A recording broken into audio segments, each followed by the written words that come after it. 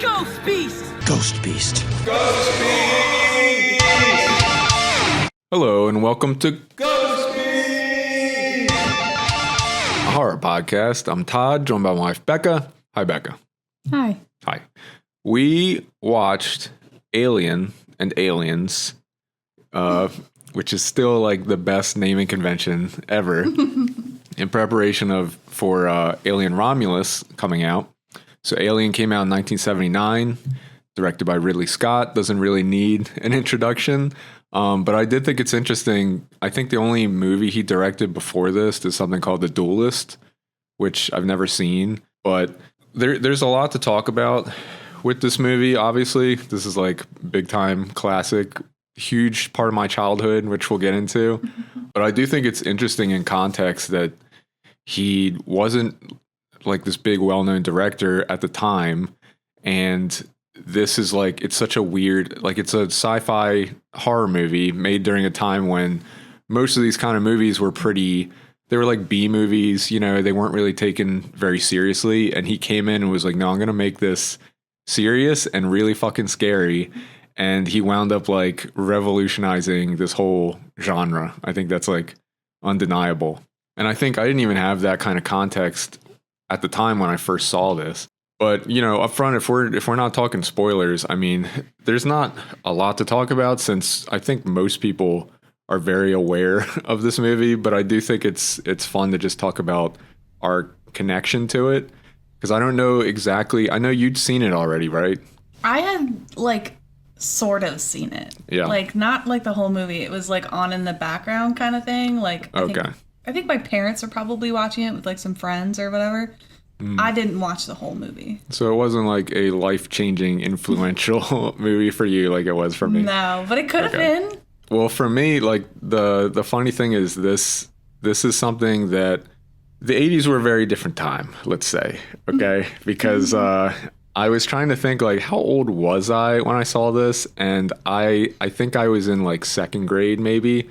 So that's, like, 6 or 7.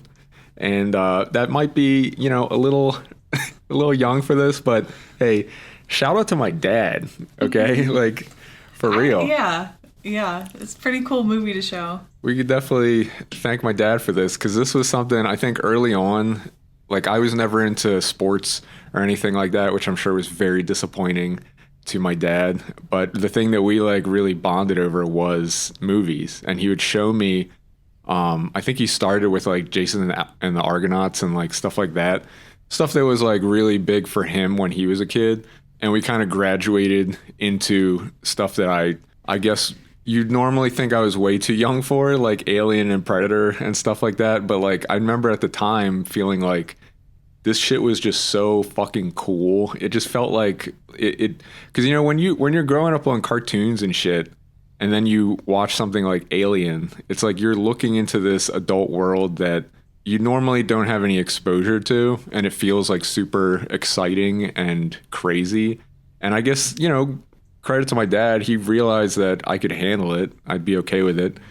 And I was fine. Like, it's not like I had fucking nightmares about this or anything. I just thought it was super cool. And I mean, second grade, that's when I started collecting like the Alien action figures and shit. So this was like, yeah, it was a very different time in history when they were straight up like making toys for kids based off of these like R-rated adult properties. But I did realize watching it now, this movie is definitely like, it is like a cozy movie for me, for sure.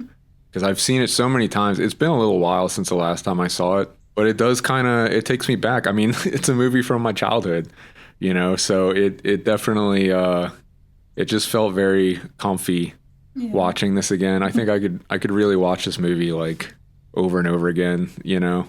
But it is interesting thinking about just how influential that this was. Like, to take this kind of this kind of like pulpy, like I said, like this B movie concept of, you know, this crew that discovers these alien organisms that basically implant like a parasite into you and then pop out, and then it's just a big crazy alien monster like stalking the crew.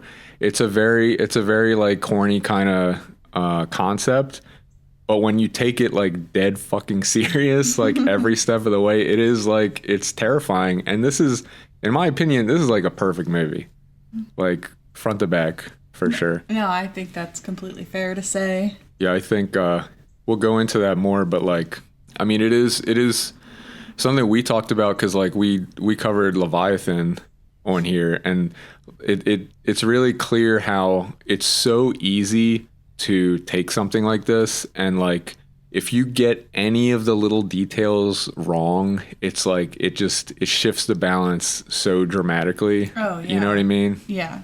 And in this movie, like every bit of the art direction and everything, even the alien design, the fact that they went to H.R. Geiger and based the designs off of his artwork, instead of just making it some generic monster, it's like, that's what I'm talking about. It's like every little detail. And even like hearing about the way they did the special effects for the gore and stuff, like very different time period. They were using like actual entrails from animals and shit.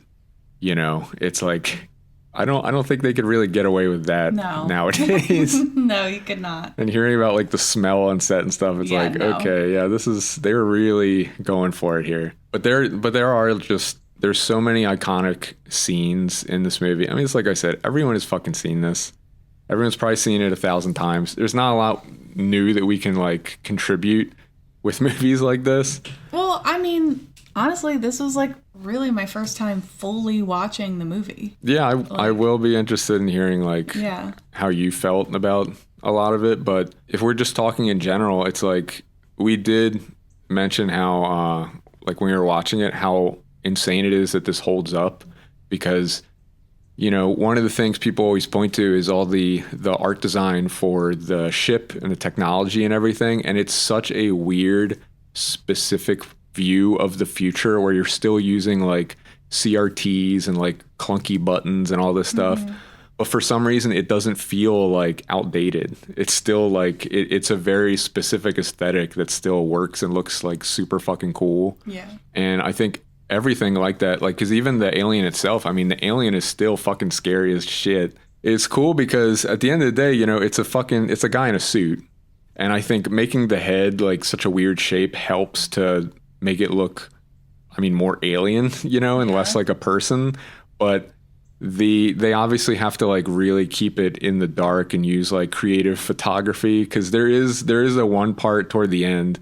Oh, we'll get into it in spoilers. Might as well wait, but there's a part where it's kind of like, okay, it's obvious it's just a fucking dude in the suit, but it still works, and it's just the execution is like so flawless. I mean, like I said, it's a perfect movie. But I mean, what really stood out to you, like if you're considering this like your first time really watching it? First of all, the special effects, practical effects are crazy, and the set design, everything is so intentional, and it just, I think it's so easy to go back to Leviathan and point out how to do it wrong and then how to do it right. That's like if you trained an AI on Alien, and then we're like, all right, make something like that, and it's like all the little details, because we pointed out how like the computer monitors and stuff, how they just don't make any sense, like none of it does, and in this everything feels like it makes sense. Oh yeah. Like every button functions. Yeah, every single panel, every single door, like all of it like has a purpose and a function, and also aesthetically looks like good. Yeah. And I think I was like super surprised how well it holds up. Like it really is still amazing, like aesthetically to see. Like there's so much texture and details, and it just makes me happy, because this is what like movie magic is. Like this is what people are looking for in movies, at least people who like movies. Like, I think that's why it had such a crazy impact on me. I mean, imagine, you're 6 years old and you see this, it's like fucking mind blowing. It's like, it definitely influenced a lot of things for me. It influenced my art, it influenced like the type of movies I was into. It definitely fed into my love of horror. And yet back to what you're saying, like with all the set design and stuff, it's like, I think a lot of sci-fi movies, they go for like, the big matte paintings and You know, it's like there's that sci-fi kind of art style. It's like that high fantasy almost. And in this, it does feel like, okay, well, these are like space truckers, basically. And so everything feels like really grounded and gritty. And it still manages, like, there's so many, I guess we'll get into it in the spoilers, but there are like certain areas in the set that do feel like every shot is like this sci-fi painting. Yeah. And it's just so much attention to detail and so much care in like every little tiny detail that's even on screen for like just a second, you know? And you don't see that too much. I mean, now I don't want to be one of those old people that's like, oh, fucking computers ruined everything. But it just feels like nowadays when they're like, well, let's just throw it in front of a green screen and just use computers to fill in the details and stuff. It just loses so much. And this is definitely, it's like a very special time in cinema. Yeah. Not to sound like a huge movie dork, but no, I it's feel true. like a lot of people would agree with that. Like, Yeah. it's not that computers ruined everything. It's that I think it took us a while to figure out how to utilize them, like, with other tools instead of like, this is a easy solution, let's slap it on. Like, it takes time for humans to figure out, oh, let me use multiple tools together. Yeah. So, I mean, we've been going on a long time. We might as well just get right into spoilers because, I mean, I feel like we're just saying everything everyone's been saying about this movie. So let's get to the spoilers. So I think right away, like, one of the things that definitely still stood out to me is like the alien is still just scary as shit. Like every part of it, like everything from the face hugger, like that shit is scary. I love the way they introduce this mystery of like once it attaches itself to his face, it's like what's going on? What is it doing to him? You know? And then of course it leads up to the iconic chestburster scene, which you can only imagine like people in theaters when this came out were definitely shitting and pissing themselves watching that shit because it was just so fucking crazy. And there's all kind of stories about the people in set and like how the other actors weren't fully expecting this, you know, when they were filming it and they kept some of the mystery. Yeah. I mean, they did multiple takes and stuff, but I've heard about how they were really trying to push for natural reactions, you know? And it is like that scene is one of the like classic, like best scenes in movie history, you know? Cause it's like the build up to it. And then when everything kind of just explodes and goes to shit, it's just so crazy and chaotic and scary. And it's like so violent and visceral. It's just, it's perfect and it holds up. yeah. And I think, everything with the alien, it still holds up and it's just still super scary. Like one of the parts that always stood out to me is when they're first looking for the alien and chasing Jonesy, you know, and the one guy gets separated and that whole set that he's in with like the chains hanging down and stuff, that's the one that like, it really feels like this perfect like sci-fi painting. And the way it builds up and you hear the chains clinking and the water running down, it's like, it's just so eerie and creepy and you're just waiting for something to happen. And when the alien does come out and kill him, it's like, it's terrifying. That was, I think when I first watched it, that was the part that really just fucked my shit up. Yeah, those chains like reminded me of like Hellraiser. Oh yeah. Yeah. It's funny because when you think logically about that stuff, it doesn't make a ton of sense. You know, it's like cool. Yeah, exactly. But like the hanging chains and the water and stuff, like why is all that there? But it creates this mood and this atmosphere and everything. It's just so perfect. Yeah, but those chains also like had a function. Like it's so he could hear. I think that's what impresses me so much is just the intention is like in every single part. And I think watching it now, the other thing I thought was really funny is Ash, the android. It's like, I guess I didn't really notice when I was younger so much, but the way he just like, he fucking hates Ripley so bad. Like the way that he's like, he's so fucking annoyed. Like every time that she says anything, he's like, ugh, like just like rolling his eyes and just like, like just so pissed off. It's just so fucking funny. It's like, I don't know why he hates Ripley so fucking bad. I mean, a man probably programmed. So whenever you hear a woman speaking, just tune it out. Yeah, it was just, that shit was so fucking funny. And of course, leading up to, you know, the scene where he tries to kill her, that was also just like iconic because it's so scary that he's like so deadpan and is able to overpower her so easily. Yeah. There's so many of these little details in there that that just work so well. And we were talking about how like with the mother AI, how you have to go and talk to it. It's like you're basically just sitting down talking to ChatGPT, Yeah. you know, and it's funny to think that we basically have that now. Yeah. You know, you don't think about that, but it's like we are living in the future. We have our own version of mother with ChatGPT. It did remind us though how fucking much that AI sucks though, because when she's like asking it questions and it's being all difficult, it's like of course, like fuck you.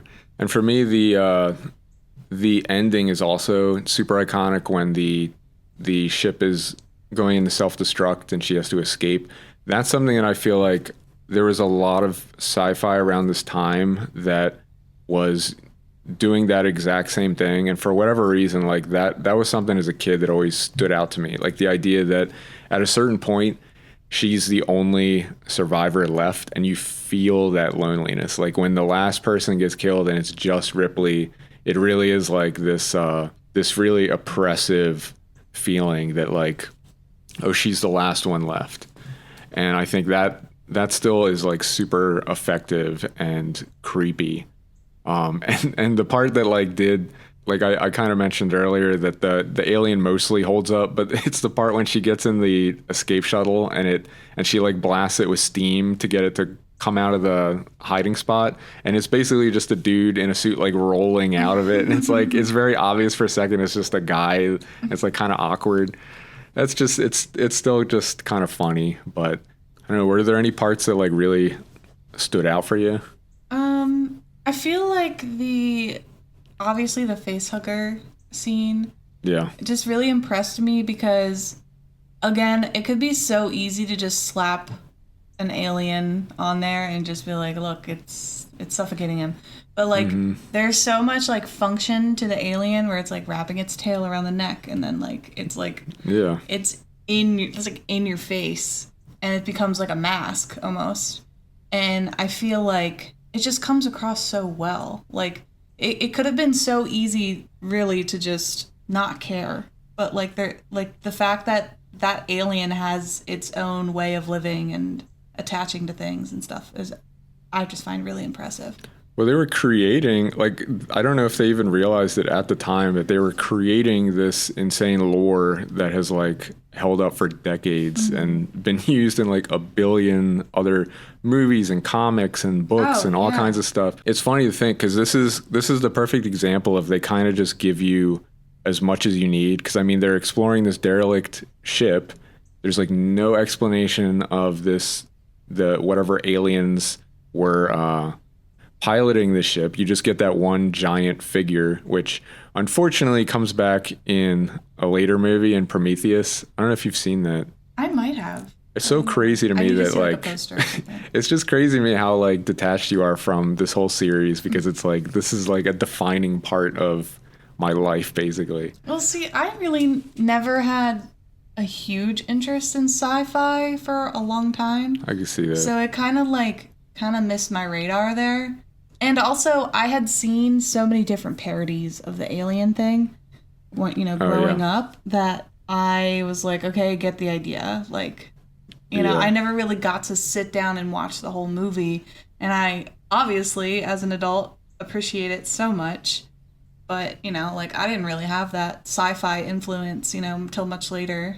That's funny, because I think this was a big thing for me. It was like sci-fi horror, but I wasn't really into slashers until I met you. And like you introduced me to Halloween and stuff. I mean, I liked Friday the 13th. That's been a big part of my life. But outside of that, I was never a big slasher fan until I met you. Now I love slashers.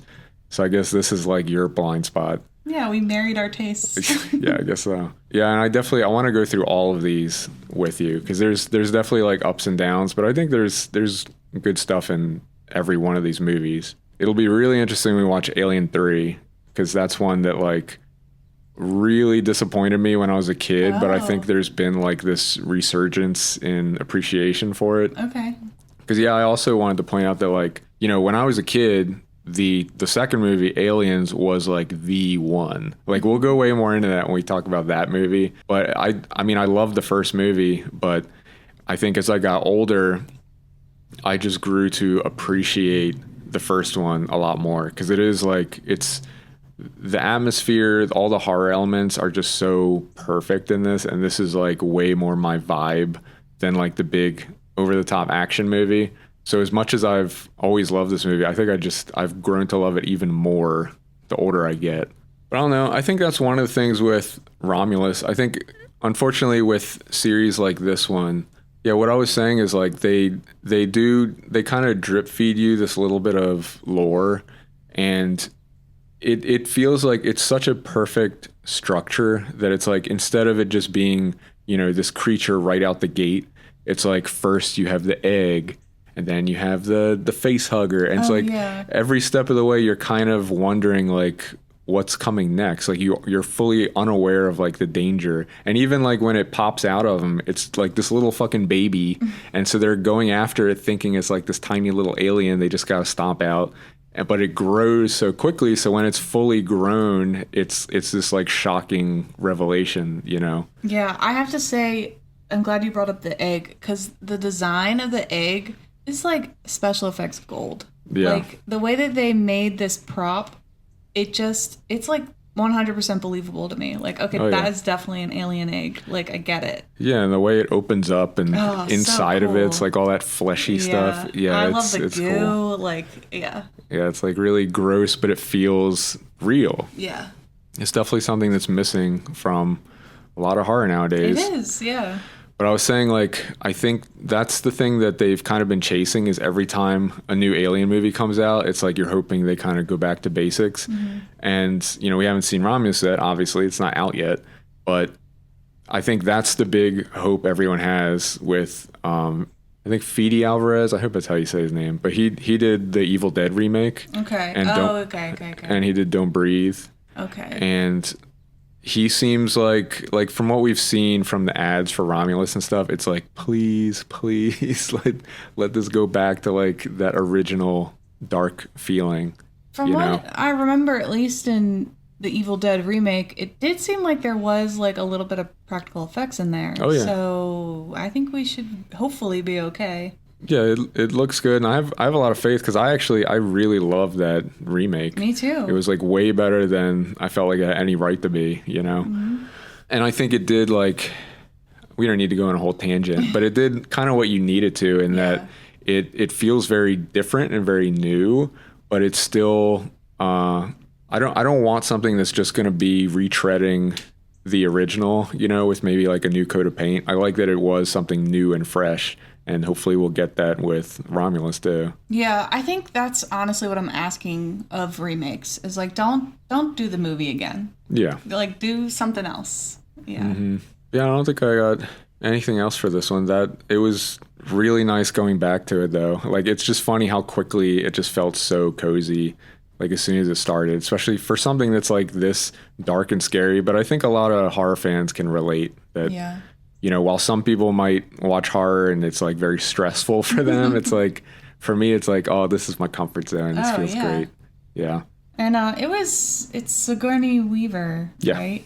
She's so beautiful and so iconic in this movie, and just have to like at least shout that. Because, I mean, that goes without saying. This definitely like really kicked her career off, and she is like an iconic horror actress now. Yeah. Oh, do you have anything else about this one? No. Okay, you can go to ghostbeast.com for all our links, or search for Ghost Beast Pod. You can also follow Ghost Beast on Letterboxd, where we rank all of the movies. This one is a 5-star movie, so let's see where it's going to go. This might be number 1. Oh my god. Uh-oh. So right now, our number 1 is Cat People. So I feel like this is like the battle of our... It's literally us head to head. Yes. I don't know. Oh my god. Can we tie? There can only be one. Oh my god. So what do you think? I don't know. I feel like this needs to be a bigger discussion. This might affect our marriage. Uh-oh. Okay, for the sake of peace in this marriage, I am okay putting it number 2, because I appreciate Cat People a lot as well. Yeah, the thing is, I think I might be okay with it being number one because, and look, I love cat people so much, but the practical effects in Alien are just like god tier. Iconic. Yeah. Say less. Number one on our ghost fees list is Man, Alien. you didn't even need a rebut to that. You just went right into it. You can contact us at podcast@ghostfeast.com. I don't have anything. Like and subscribe. I don't have anything. Well, I mean, I usually try to give someone an idea of like what they can Oh yeah, send just us. email us. Sure. Bye-bye.